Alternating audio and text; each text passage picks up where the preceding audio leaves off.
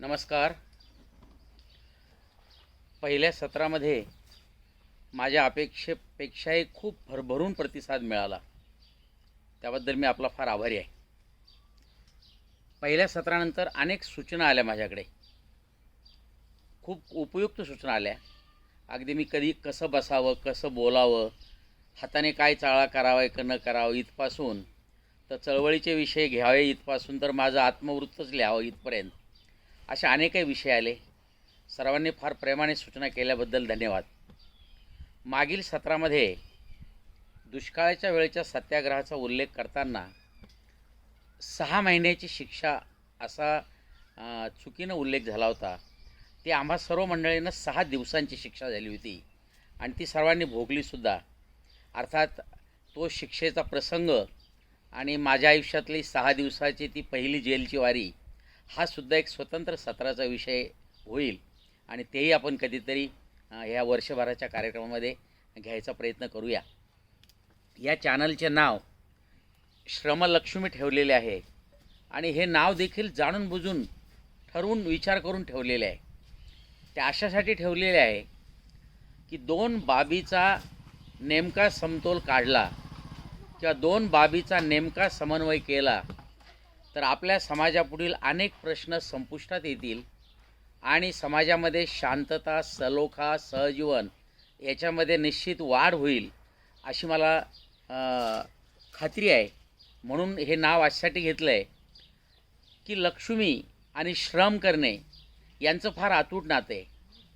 खूप श्रम करूनसुद्धा त्या श्रमाचा जर योग्य मोबदला मिळाला नाही तर ती श्रमचोरी होते. म्हणून प्रामाणिकपणे खूप चांगले श्रम जरी केले पण त्या श्रमाची चोरी झाली तर श्रम करून देखील सामाजिक सलोखा, स्वास्थ्य आणि शांतता नांदत नाही. लक्ष्मी येणं पुढेच. ही एकीकडे बाब होत असतानाच दुसरीकडे आम्हाला काही श्रम करायची वेळ न येता आम्हाला लक्ष्मी मिळो अशी जी एक वृत्ती बोकळत आहे.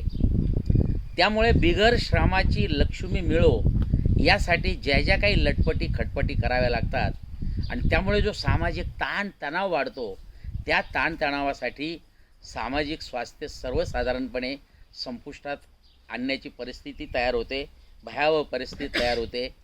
म्हणून हे नाव ठेवताना असा विचार माझ्या मनात आला आहे, श्रम करणाऱ्यांना त्यांच्या श्रमाचा योग्य मोबदला मिळेल आणि अशाच अवस्थेत लक्ष्मी तयार होईल. पण लक्ष्मी पाहिजे म्हणून ती कोणत्याही आईत खाऊला मिळणार नाही. तेव्हा एकाच नाण्याच्या 2 बाजू. एक बाजूमुळे नाणं सोन्याचं असलं तरी त्याला खोटं म्हटलं जातं. त्या नाण्याला दोन्ही बाजू समर्थपणे स्पष्ट असाव्या लागतात. तसंच सामाजिक सलोखा, शांतता आणि समाजकल्याण साधण्यासाठी अनेक बाबीबरोबर, शेकडो बाबीबरोबर प्रामाणिकपणे श्रम करणे, श्रमाला योग्य मोबदला मिळणे आणि योग्य श्रमातून योग्य मोबदल्यातून निर्माण होणाऱ्या लक्ष्मीला जवळ करणे आणि तिचा विनियोग करणे या विचारातून या चॅनलचं नाव श्रमलक्ष्मी ठेवलेलं आहे. या चॅनलमध्ये प्रामुख्याने वर्षभर जो मी विचार करणार आहे, स्पर्श करणार आहे तो सामाजिक चळवळी या विषयाच्या अनुरोधाने आपल्याशी संवाद साधणारे, आपल्याशी गप्पा गोष्टी करणारे. सामाजिक चळवळ ही काही एक चळवळ नाही आहे. या चळवळीचे विषयवार अनेक भाग आहेत. या चळवळीचे भौगोलिकतेने अनेक भाग आहेत, भाषेवार अनेक भाग आहे, प्रश्नवार अनेक भाग आहे, अपेक्षेवार अनेक भाग आहे. अनेक पद्धती सामाजिक चळवळीचे अनेक प्रकार आहेत, अनेक चळवळी झाल्या आहेत. त्यांच्या यशापयशाचं मूल्यमापन करणे हा स्वतंत्र विषय आहे. पण या अनेक सामाजिक चळवळीपैकी जिच्यामध्ये मी 40-45 वर्ष प्रत्यक्षपणे पूर्ण वेळ सहभागी झालेलो आहे अशा कामगार चळवळीचाच मी मुख्यत्वे करून विचार करणार आहे. आणि या कामगार चळवळीचा विचार करताना मी सहभागी होऊन या कामगार चळवळीच्या भल्या बुऱ्या अनुभवाचा, सहभागाचा, यशापयशाचा भागीदार आहे आणि तो माझ्या फार आवडीचा विषय आहे, माझ्या जिव्हाळ्याचा विषय आहे. म्हणून मी जास्तीत जास्त वेळ कामगार चळवळीवर घालणार आहे. आणि या कामगार चळवळीबरोबरच या देशातली सगळ्यात महत्त्वाची, प्रमुख आणि जिचं आयुष्य फार मोठं आहे आणि जी सतत चालूच आहे अशा मी भक्ती चळवळीचा यात सहभाग करून घेणार आहे.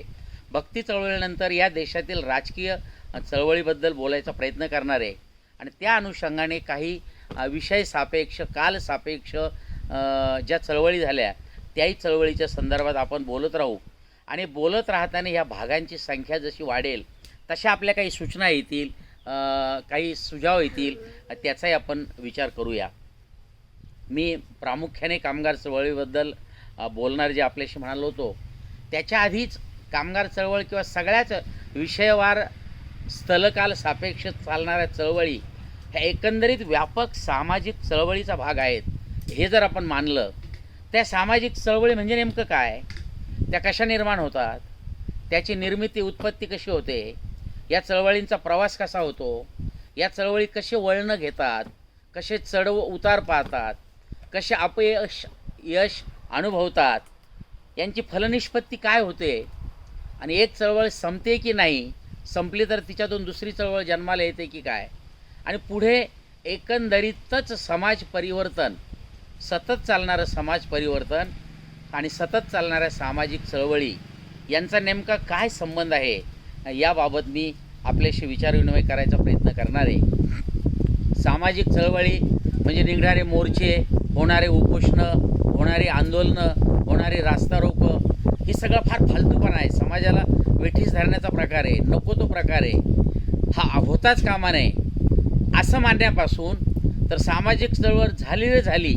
तर त्या चळवळीत केलेली मागणी 100% पूर्ण झालीच पाहिजे, नाही झाली तर बघून घेऊ, आम्ही सोडणारच नाही. तेव्हा सामाजिक चळवळीतून निर्माण होणारी मागणी 100% मान्य झालीच पाहिजे आणि त्या मागणीला अंत नसणे हा चळवळीचा जसा संचालनामधील एक भाग आहे, तसाच काही करून ती चळवळ दडपलीच पाहिजे हा विरोध करणाऱ्यांचा एक सहभाग आहे. आणि ही दोन टोकं आहे, ह्या दोन टोकामध्ये अंशतः सत्य आहे, अंशतः असत्य आहे. या दोन टोकामध्ये, पाठीराख्यांच्या टोकामध्ये आणि विरोध करणाऱ्यांच्या टोकामध्ये, दोन्हीमध्ये फार थोडा सहभाग समाजाचा सहभाग असतो, परंतु फार मोठ्या प्रमाणातला समाज पाठिंबा देण्यापासूनही दूर असतो आणि विरोध करण्यापासूनही दूर असतो. तर सामाजिक चळवळींना पाठिंबा देणारा, विरोध करणारा आणि यापासूनही दूर असणारा, असे प्रामुख्याने समाजाचे जे 3 घटक आहे, ह्या 3 घटकामध्ये नेमकं काय चलनवलन चालू असतं, या 3 घटकामध्ये जे काही रसायन फिरत असतं त्या रसायनाचा या चळवळींचा काय भाग आहे याचा आपण विचार करणार आहोत. मित्रांनो, माझ्यासारख्याला प्रामाणिकपणे वाटतं की सामाजिक चळवळ ही कुकरच्या शिट्टीसारखी भाग आहे. कुकरनी स्वयंपाक करायच्या आधी, कुकर नसताना अवस्थेत आपण स्वयंपाक करत होतो आणि स्वयंपाक करणे म्हणजे पदार्थ शिजवणे किंवा पदार्थावर प्रक्रिया करून तो कोणताही नैसर्गिक पदार्थ खाण्यायोग्य करणे म्हणजे स्वयंपाक करणे, अशी साधारण जर स्वयंपाकाची व्याख्या धरली आणि त्यात आपण साहित्य मदतीला घेतो, त्यात कुकरपर्यंत जर आलो तर या कुकरला, संपूर्ण कुकरला आपण आपला समाज मानूया. आणि या समाजामध्ये जी खतखत चालू असते ती खतखत म्हणजे तो स्वयंपाक आहे, ते शिजवणं आहे, त्याला कोणीतरी हीट देतं आहे, उष्णता देतं आहे किंवा कोणीतरी ती उष्णता देणं थांबवतं आहे. ह्या थांबवण्याच्या आणि देण्याच्या प्रक्रियेमध्ये उष्णता देण्याचं, ऊर्जा देण्याचं काम चालू आहे, पदार्थ शिजण्याचं काम चालू आहे. आणि तो शिजवण्यासाठी उष्णतेबरोबरच त्या उष्णतेचा आणि वाफेचा जो दाब तयार होईल त्या दाबाची सुद्धा मदत पदार्थ शिजवण्याला, पदार्थावर संस्कार करण्याला कारणीभूत असते. ही साधी कुकरची प्रक्रियेत जर शिट्टी नसती, व्हिसल नसती कुकरला तर काय झालं असतं कल्पना करा. जर कुकरला शिट्टी नसती तर पदार्थ शिजला की नाही हे कळालं नसतं आणि मध्ये मध्ये आपल्याला कुकर उघडून चेक तपासत बसावं लागलं असतं. तर शिट्टीमुळे एक शिट्टी झाली का 4 शिट्ट्या झाल्यावर पदार्थ शिजला हे समजायचं, हे आपलं अनुमान निश्चित होतं. आणि त्या विशिष्ट शिट्ट्या आणि पदार्थ शिजणं याची एक सांगड घातली जाते. पण पदार्थ शिजल्यानंतरही वाफ होणं चालूच असतं आणि त्याला जर शिट्टी असेल तर नको असलेली अनावश्यक वाफ निघून जाते आणि कुकर सुरक्षित राहतो. कल्पना करा, कुकरला शिट्टी नसती तर पदार्थ शिजला की नाही आपल्याला कळालं नसतं किंवा कुकरमध्ये अनावश्यक दाब वाढून कुकर फुटला असता. सामाजिक चळवळींना मी समाजाच्या, कुकररूपी समाजाच्या सामाजिक चळवळी या शिट्ट्या आहेत आणि त्या सामाजिक चळवळींच्या शिट्ट्या वाजतात म्हणून समाजातली खतखत एकतर समाजातले पदार्थ शिजतात, संस्कारित तरी होतात, किंवा समाजातली खतखत आवाजाने बाहेर येते आणि ती समाजातली खतखत बाहेर आल्यामुळे कुकरही सुरक्षित राहतो, स्वयंपाकही होतो, समाजही फुटत नाही. असा त्या कुकरच्या शिट्टीचा जो विविध ढंगी विविध अंगी उपयोग आहे, बहुगुणी शिट्टी आहे, तशा सामाजिक चळवळी बहुगुणी आहेत. या सामाजिक चळवळी झाल्याने तर मला खरंच वाटतं की बिगर शिट्टीचा कुकरचा स्फोट होईल आणि तो कुकर म्हणजे समाज स्वतःला नष्ट करील किंवा त्याच्या आसपास जे आहेत त्यांनाही नष्ट करील.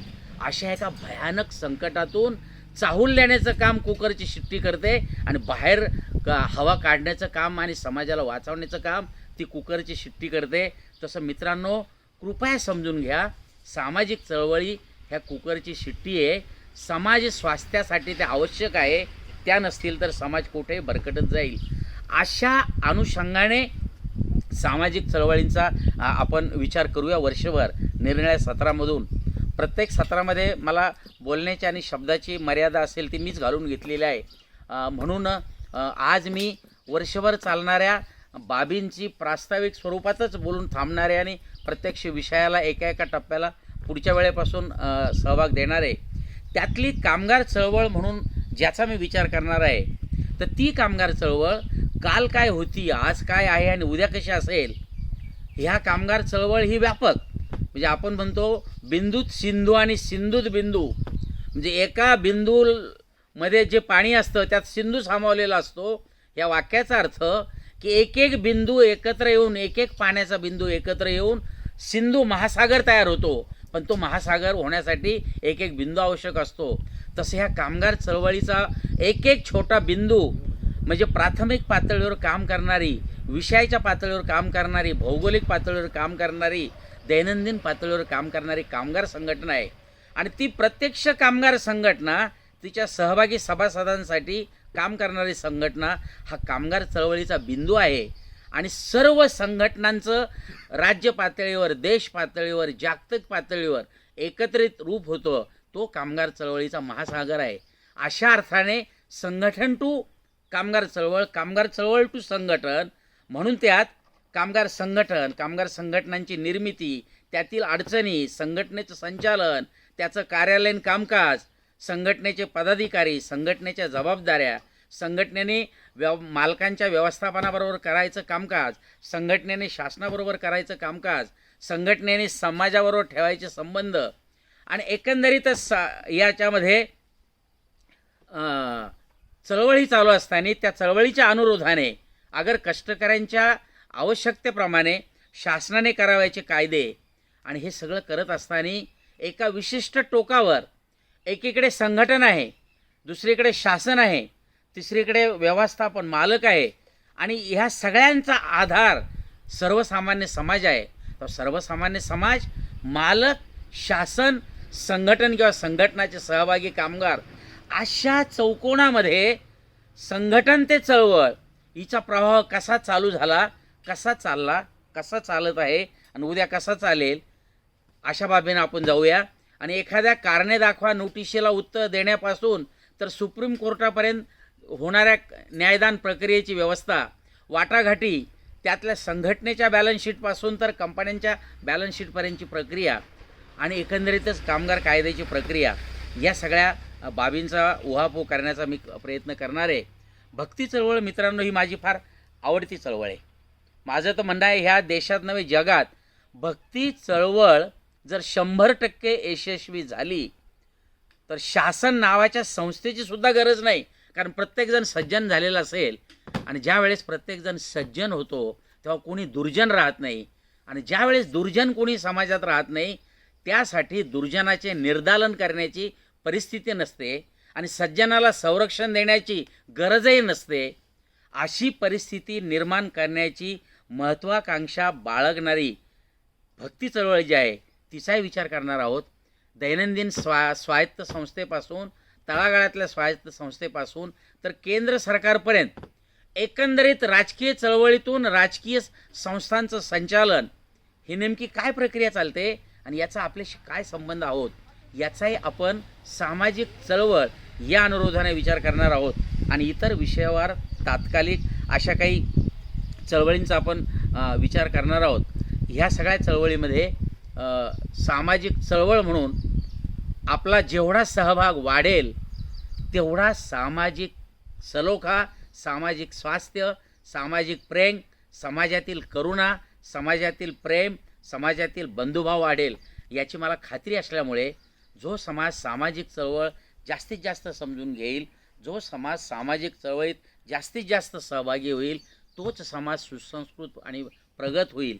आणि सुसंस्कृत आणि प्रगत समाज हाच सुखी समाजाची मुख्य पायरी असेल. अशा दृष्टीने आपल्याला वर्षभर प्रवास करायचा आहे.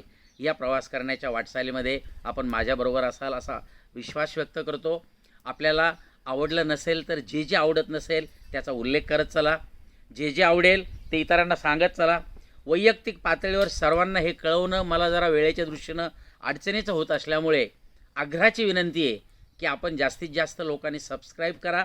सबस्क्राईब करायला आपल्या मित्रांना सगळ्यांना सांगा, शेअर करा.